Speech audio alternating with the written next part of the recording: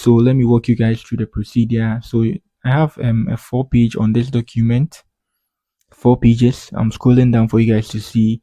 And now let me move to this side for you guys to see. That's page 4/4. Now let me move up and then walk you guys through the procedure.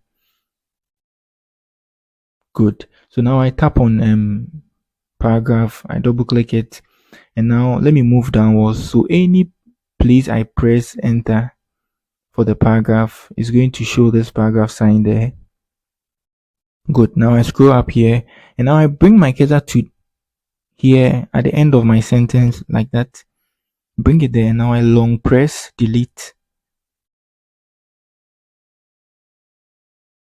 Good. And now all the pages vanish and I'm left with this.